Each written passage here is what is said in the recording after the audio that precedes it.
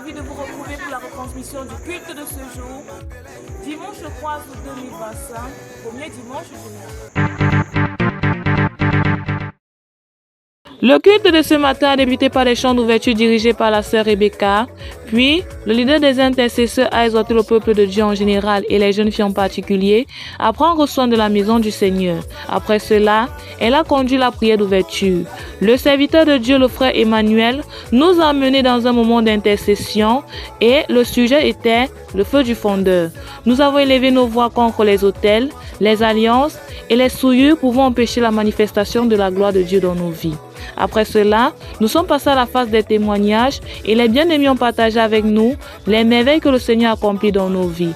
La chorale nous a ensuite conduits dans un moment de louange et d'adoration avec pour leader principal le leader de la chorale. Après ce moment, nous sommes passés à la phase du message avec pour orateur le frère Eric.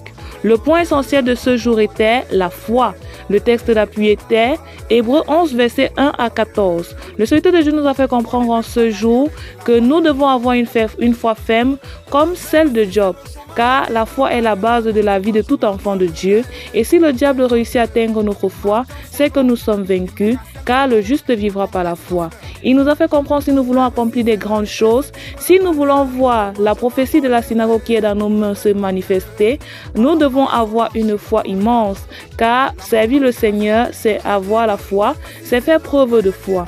Mais si nous n'avons pas la foi, nous perdons notre temps. Il nous a pris l'exemple des anciens, comme ce fut le cas d'Abraham, comme ce fut le cas de Job, comme ce fut le cas d'Isaac, de Jacob, qui ont reçu des promesses et ont vu la manifestation de ces promesses accomplies parce qu'ils ont eu la foi. Le Seigneur de Dieu nous a exhortés à demeurer fermes sur le chemin de la marche avec le Seigneur, car ce chemin n'est pas facile, mais lorsque nous croyons en Dieu, tout est possible.